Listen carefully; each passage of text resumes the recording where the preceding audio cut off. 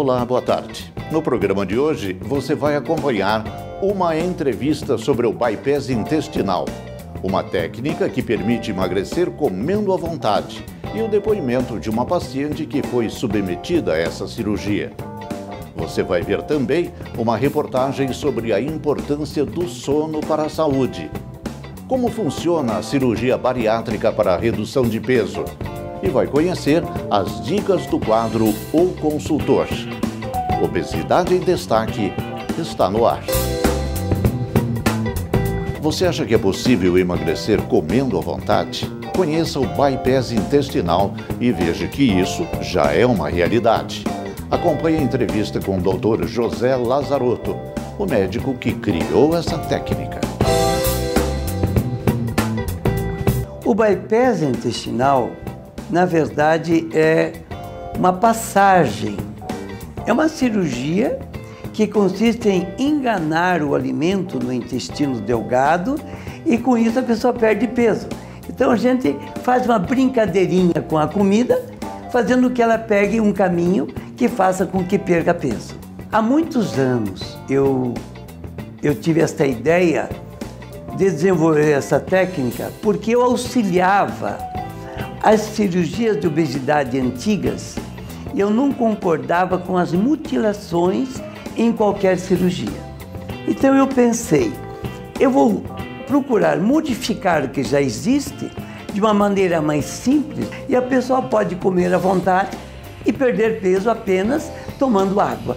A anestesia usada para a cirurgia bypass intestinal tipo Lazarotto pode ser tanto peridural e raquidiana, em que o paciente opera acordado, como se fosse uma cesariana, ou também, e pode também tanto operar acordada, como a pessoa pode operar dormindo, com anestesia peridural e raquidiana.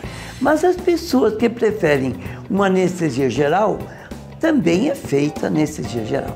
As pessoas que têm indicação para realizar cirurgias para obesidade devem seguir rigorosamente as normas do Conselho Federal de Medicina. São pessoas obesas mórbidas ou pessoas obesas, mas que têm algumas outras doenças, como diabetes, colesterol, triglicerídeos, apneia do sono, roncos intensos, dores articulares. São indicações que intensificam a indicação para a cirurgia de obesidade. O bypass intestinal é uma cirurgia mais fisiológica porque não isola nada do intestino. Esta cirurgia, ela apenas faz um atalho inteligente no intestino delgado, fazendo que o alimento tenha dois caminhos. Para que as pessoas possam entender, observe bem esse desenho.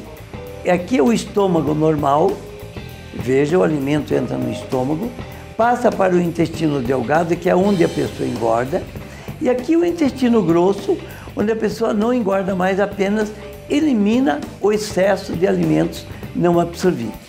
O que nós fazemos? Observe outro desenho, muito parecido com aquele, fazemos apenas um atalho, como chamado de bypass, criando dois caminhos. Veja bem, o alimento sai do estômago, desce para o intestino delgado, neste ponto aqui, divide em dois caminhos. Um que segue o mesmo caminho que era antes, para não faltar nenhum tipo de vitamina, e outro segue um caminho mais reto, fazendo com que o alimento chegue mais rápido no final do intestino delgado e com isso perca peso. Os pacientes que me procuram, as queixas maiores são cansaço, dores nas pernas, dificuldade para dormir, roncos, não consegue efetuar as atividades normais como os outros, subir uma escada, entrar dentro de um ônibus, dentro de um avião, é tudo muito difícil. As roupas, só roupas de tamanho muito grande. E uma das queixas que eles falam muito, doutor, eu gostaria muito de ser igual às outras pessoas. Quem não quer ser comum? Ninguém gosta de ser muito alto ou muito baixinho, ou muito gordo ou muito magro. A gente gosta de ser no meio e com isso não fica como ponto de referência. Observe bem como os artistas famosos como eles sofrem, porque saem ao meio ao ambiente público, são assediados de todos os lados, que são pessoas diferentes. Ninguém gosta de ser muito diferente, quer ser comum como todas as outras pessoas. Dormir bem não é essencial apenas para estar disposto no outro dia. Uma boa noite de sono interfere na nossa saúde e inclusive no nosso peso. Acompanhe na reportagem de Fabiana Vantucci. Nosso desempenho físico e mental está diretamente ligado a uma boa noite de sono. Sem ela, o organismo deixa de cumprir uma série de tarefas importantes. Uma noite mal dormida pode resultar em um péssimo dia para muita gente.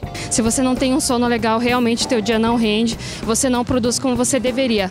Se eu ficar alguns dias sem dormir, eu chego até a ficar meio depressivo. Nossa, eu fico muito nervosa. Eu brigo com... Nossa, eu começo a gritar com todo mundo por nada. Eu acabo me desconcentrando muito fácil. Uma noite mal dormida acaba estragando realmente seu dia. Qual é a importância de uma boa noite de sono para a nossa saúde? Você imagine uma pessoa como se fosse um telefone celular. O telefone celular tem que ser carregado. O sono também carrega a energia das pessoas. Então o sono não é tempo perdido, ao contrário do que muitos pensam. Tem pessoas que gostariam de dormir menos para ficar mais ativos durante o dia e produzir mais. Isso é uma balela, isso não funciona. Porque a pessoa tem que dormir um número X de horas, conforme a idade, e repousar para o metabolismo durante a noite ser adequado e o organismo ficar no equilíbrio perfeito de saúde. É preciso estar atento aos sintomas de uma noite mal dormida. Eles podem indicar se você sofre de algum distúrbio do sono. As pessoas que dormem menos do que o número de horas normais conforme a faixa etária, elas vêm a apresentar fadiga matutina, cefaleia, irritabilidade, déficit de memória, déficit de concentração e sonolência diurna excessiva, com queda na produtividade no trabalho, riscos de acidentes de trabalho. Isso é muito importante frisar. Dados da Organização Mundial da Saúde apontam que 40% da população mundial não dorme o suficiente. Mas o que muita gente não sabe é que uma noite mal dormida pode estar relacionada ao aumento do peso, já que o comprometimento do sono afeta o metabolismo do corpo. Porque a falta de um sono com qualidade está relacionada ao aumento de peso. Ela tem dificuldade de produzir hormônios que vêm acarretar um equilíbrio nos lipídios, na glicose, principalmente na glicose. As pessoas diabéticas que dormem mal têm elevação dos índices de diabetes. As pessoas obesas que têm problemas de lipídios, de dislipidemias, ou seja, que o colesterol elevado, triglicerídeos elevados, HDL baixo, LDL alto. Essas pessoas, elas tomam a medicação que o médico prescreve adequadamente, fazem exercícios, fazem dieta e seus níveis estão sempre altos. Por quê? Porque dormem mal. Algumas medidas simples podem ajudar a dormir melhor. Acompanhe as dicas do Dr. Atílio para ter uma boa noite de sono. Primeiro de tudo, estar de bem consigo próprio e com o mundo. Manter o quarto bem escuro, evitar ruídos. Durante o dia ele ficar bem ventilado, não ter animais no quarto. Tem gente que dorme com cachorro, com periquito, com passarinho. Isso é terrível, né? E botam flores no quarto. A flor não pode, porque a flor exala dióxido de carbono durante a noite e isso não convém. Evitar poeira, porque tem muitas pessoas que têm alergia. Pessoa que dorme mal não deve tomar cafeína após o meio-dia. Ter um horário certo para ir dormir e um horário certo para acordar. A cirurgia bariátrica é um procedimento eficaz para quem precisa atingir um peso mais saudável e não obteve resultado de outra forma. Por isso, nós conversamos sobre o assunto com o cirurgião Paulo Nassif. Confira. Existe uma rotina que deve ser colocada a todos os pacientes. Claro que tem algumas exceções, que é particular de cada paciente e a gente analisa caso a caso. Mas existe uma rotina que ele participa de uma avaliação com uma equipe multidisciplinar, que é composta por médicos e outros profissionais da área de saúde. Então ele faz esta avaliação e se toda a equipe concordar que o preparo dele foi adequado e que ele tem indicação de cirurgia, aí ele pode então realizar a cirurgia. Mas esse preparo vai desde toda a rotina de exames pré-operatórios, tratamentos de algumas situações que ele possa ter que estão descompensadas, por exemplo, uma alteração de tireoide, uma alteração de glicemia, que precisa ser medicado antes. E quando ele está apto, então pode ser indicado o procedimento cirúrgico. Sempre a anestesia é geral. O paciente não fica na UTI de rotina, ele só vai para a UTI se ele tiver necessidade por alguma doença que ele tenha, e principalmente essas doenças são decorrentes da obesidade que ele se encontra, e que ele precise de um monitoramento contínuo e que precise de cuidados especiais. O estômago, a gente diz assim, ele é seccionado com grampos, que existe um grampeador, então, que faz um disparo no estômago, que ele se separa em duas partes, já cortado e costurado dos dois lados. Depende da técnica, essa parte do estômago que vai ficar fora do trânsito alimentar permanece dentro do abdômen. E dependendo da técnica, esse estômago que não vai mais ter comida, passando por ele, é retirado então do abdômen. Os pacientes vão emagrecer porque eles têm, dentro da técnica cirúrgica, uma restrição, ou seja, o estômago vai ficar menor, e eles têm também um desvio intestinal onde a absorção dos alimentos será menor. Com isso, o paciente perde peso, e perde um peso significativo. Algumas técnicas são só restritivas, mas também perdem peso no pós-operatório. Em relação aos pacientes que podem ter, de novo, uma reaquisição de peso, isso normalmente decorre de pacientes que não seguem as orientações nutricionais, que não fazem a alimentação correta, que vivem ainda com sedentarismo, ou seja, não tem nenhuma atividade física e nenhum cuidado com a alimentação. Então, esses pacientes podem, eventualmente, depois de um tempo, ter um aumento de peso novamente. Quando os pacientes têm uma desabsorção maior, ou seja, a absorção dele dos alimentos vai ser muito menor do que o habitual, isso pode ocorrer com algum paciente. E também tem que se levar em consideração se, mesmo ele seguindo as orientações, ele possa estar com algum problema emocional, com algum problema que possa causar esse emagrecimento superior ao normal. Mas isso pode acontecer e daí é necessário muitas vezes reverter a cirurgia, principalmente da parte intestinal. Principalmente nos primeiros 30 dias, 30, 40 dias, o paciente vai fazer uma dieta evolutiva, né? Então ele começa com dieta líquida, depois ele passa a dieta pastosa e depois ele vem para a dieta sólida. Isso acontece normalmente até 30, 40 dias de pós-operatório. Agora sim, comerem coisas muito sólidas, churrascaria, seria assim, pelo menos depois de 2 meses, porque ainda o paciente está numa adaptação, 2, 3 meses, ele já sabe o que ele pode comer, ele já tem noção daquilo que ele sabe que vai conseguir engolir e o que não vai, porque eles podem muitas vezes, com excesso de alimentação, ter episódios de vômito. Continue acompanhando a entrevista com o Dr. José Lazarotto sobre o bypass intestinal e saiba por que mais de 4.500 pessoas já realizaram essa cirurgia. O preparo para a cirurgia do bypass ou qualquer outra cirurgia tem que ser muito rigoroso, porque o paciente, quando vai se submeter a uma cirurgia, é como se fosse uma grande corrida de São Silvestre. Tem de se preparar, preparando o seu pulmão, fazendo todos os exames de sangue. Nós pedimos mais de 50 exames para que um candidato à cirurgia possa chegar até o anestesista, que vai fazer mais uma avaliação para depois autorizar ou desautorizar a cirurgia. Após a cirurgia, o paciente normalmente sai do centro cirúrgico e vai para um quarto. Lá, muito bem monitorizado, esse paciente já no dia seguinte levanta, anda, para prevenir as tromboses, as embolias, que são os grandes riscos de todas as cirurgias. No segundo dia, já está tomando caldinho. No terceiro dia, sopa com bastante carne, bastante verdura. E no 15º dia, vai para uma churrascaria, comer seu belo churrasco, sua carne assada, grelhada, cozida e verduras e legumes acima da terra.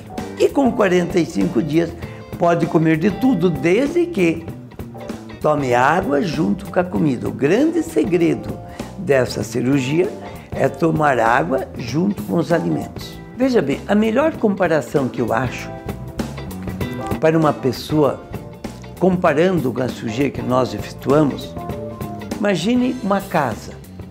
Uma casa, ela tem o telhado e lá tem uma calçada, onde quando chove, a água cai naquela calçada, segue, e no final da calçada tem um ralo, onde entra a água quando não é em grande quantidade. Muito bem, temos a canaleta da calçada e o ralo. Mas se vier uma chuva muito grande, essa chuva vem com velocidade nesta calçada e vai para um ladrão, para a rua, que é quando a pessoa perde peso.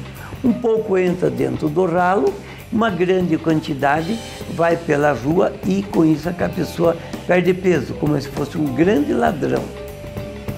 Não quer mais emagrecer. Eu comparo com uma chuva média. Um pouco da água entra dentro do ralo e um pouquinho vai pelo ladrão e vai pela rua e vai por esgoto. Mas se a pessoa está grávida e precisa ganhar peso, eu comparo uma chuva pequena. Toda a água vai dentro do ralo. Mas se a pessoa não estiver grávida, que com isto, essa água entrando tudo dentro do ralo, vai engordar o nenê. Mas se porventura não estiver grávida e não tomar água, obviamente que a pessoa vai recuperar o peso. Por isso que muita água emagrece, água normal estaciona e pouca água a pessoa ganha peso. De 70% a 80% do nosso organismo é água. Na criança até 85%, na mulher 80%, no homem 65% a 70% é água. Água é vida. Mas além de ajudar na nossa vida, a água para as pessoas que têm o intestino preso, tomando água junto com os alimentos, vai ajudar a funcionar o intestino. Funciona de um modo geral o organismo e com isso as toxinas que estariam paradas do nosso organismo são eliminadas tanto pela urina, como pelo suor, como pelas fezes. Acompanhe agora as dicas do consultor Helder Melo, que vai trazer muitas informações sobre saúde para você.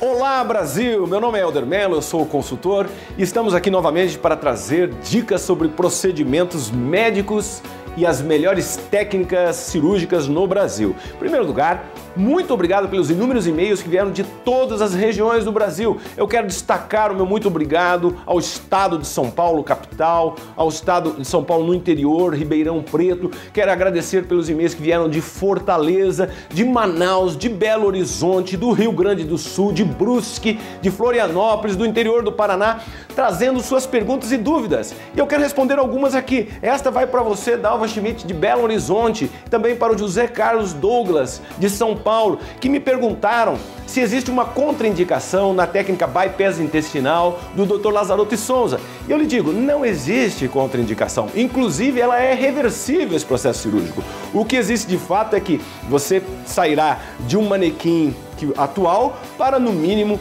uns 4, 5 números para baixo.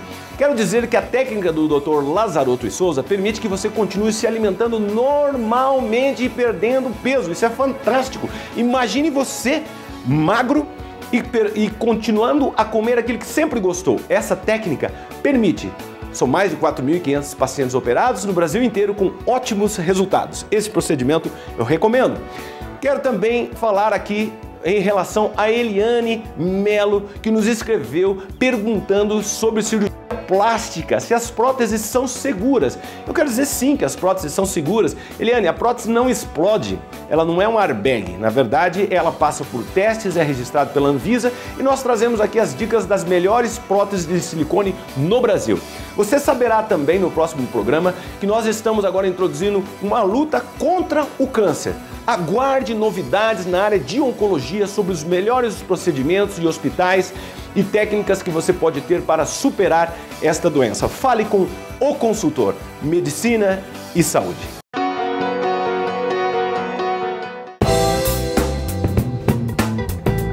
Kênia dos Santos já perdeu as contas de quantos regimes teve que fazer para perder peso.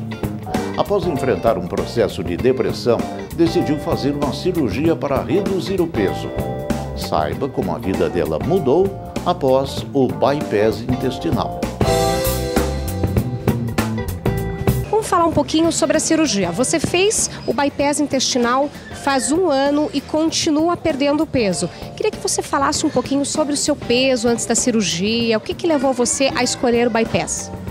Olha, quando eu resolvi fazer cirurgia, eu pesava 97 quilos e, assim, estava bem depressiva, né, em função do peso, em função de não conseguir colocar uma roupa bonita, de me olhar no espelho e não achar que estava bem.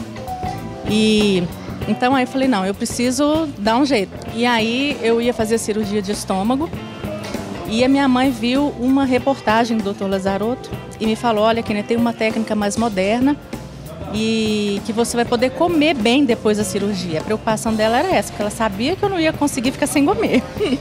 E as vantagens que eu percebi, a primeira delas, que eu ia poder comer normalmente.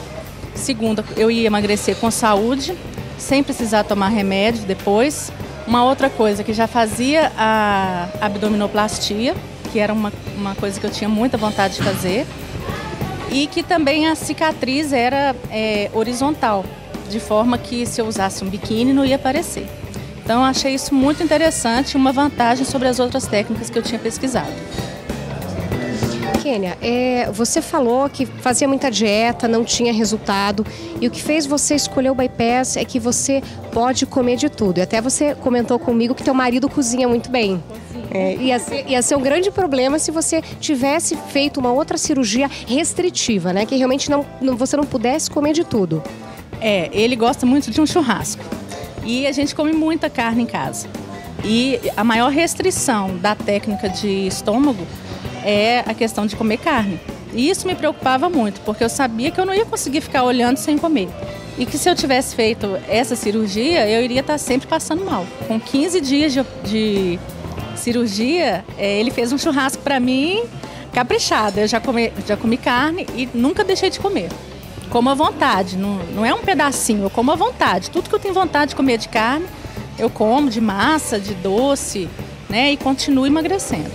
Kênia, o que mudou na sua vida após a realização do bypass intestinal? Olha, eu tenho certeza que eu fiz a escolha certa. Primeiro, hoje eu sou uma pessoa muito mais feliz. Eu tinha, assim, problemas psicológicos de às vezes achar que todo mundo estava me olhando, estava me observando, principalmente comendo, eu ficava com vergonha. A pessoa está pensando assim, tá vendo, é gorda porque come demais. Agora, eu senti assim que eu fiquei mais confiante, até para trabalhar, eu rendo mais, sabe? Eu vi que mudou completamente a minha vida e mudou para melhor. Assista agora a última parte da entrevista sobre o bypass intestinal com o Dr. José Lazzarotto. Após a cirurgia, muitas doenças associadas à obesidade, como diabetes, hipertensão, dores articulares, apneia do sono, melhoram por quê? Algumas delas pela perda de peso. A pessoa perdendo peso melhora a sua respiração, melhora as suas juntas, suas articulações, melhora também a sua pressão alta quando a causa é o excesso de peso. No caso do diabetes, perdendo peso também ajuda a melhorar o diabetes tipo 2. Mas com a cirurgia, o paciente mesmo perdendo pouco peso, há uma alteração hormonal e com isso as pessoas acabam melhorando do diabetes, porque é uma cirurgia que, além de melhorar o peso, melhora uma infinidade de outras doenças associadas à obesidade. As maiores mudanças que eu tenho visto nos pacientes após a cirurgia é o gostar de si mesmo. As pessoas gostam mais de si mesmo. Que quer queira, quer não, nós gostamos de cultivar a beleza do nosso corpo. Uns mais, outros menos. Com esta mudança, a pessoa perdendo peso, podendo entrar em qualquer ambiente, podendo dançar flutuando no ar após perder 20, 30, 40, 50, 60 quilos, poder entrar dentro de um ônibus, poder entrar em qualquer loja para comprar a roupa que achar conveniente para o seu corpo, poder entrar dentro de um avião sem estar apertando a pessoa do lado, isso é muito bom. Com certeza, isso é uma mudança total. Todas as técnicas chamam-se bypass intestinal ou bypass gástrico.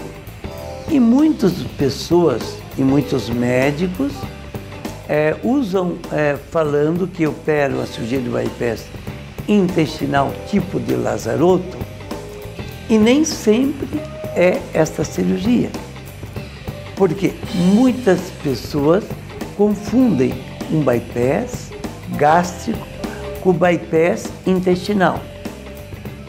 Todas são chamadas de bypass. Eu gostaria de poder ter ensinado para todos os médicos do Brasil. Eu ensinei no início para alguns médicos do Paraná, de São Paulo e de outros estados. No entanto, como o Conselho de Medicina é o órgão regulador, me foi recomendado pelo próprio Conselho que esta cirurgia só fosse ensinada via universidade. Por isso que hoje nós não mais ensinamos, estamos com parceria com 2 universidades para um preparo dos futuros médicos que irão fazer esta cirurgia. Eu atendo em Curitiba, a nossa clínica atende em Curitiba, atendemos em São Paulo, Belo Horizonte, Brasília e Manaus. E brevemente a nossa clínica estará atendendo no Rio de Janeiro e também em Porto Alegre. Para você que tem uma pessoa obesa em casa, um filho, um esposo, um amigo, eu recomendo os seguintes passos. Primeiro, consulte o seu médico de família, aquele que você confia, que você acredita. Se ele não resolver, ele vai te encaminhar para o médico nutrólogo, o endocrinologista, para que esse médico te faça dieta, atividade física e medicamentos. Se assim mesmo não resolveu o problema, deve procurar médicos que fazem cirurgia de obesidade.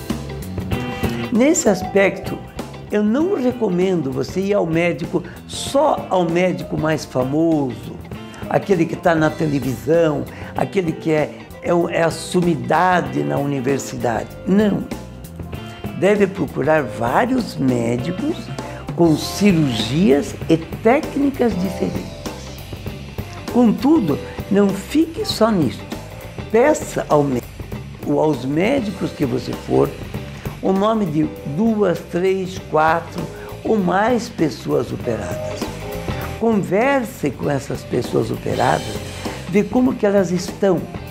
Porque muitas vezes, escolhendo o médico errado ou a técnica errada, pode ser um caminho de fácil ida, mas de muita dolorosa volta. E o Obesidade em Destaque fica por aqui. Se você quiser rever as reportagens, tirar dúvidas ou sugerir algum tema, acesse o site obesidadeemdestaque.com.br ou entre em contato com a nossa produção. Estamos também nas redes sociais. Até o próximo programa.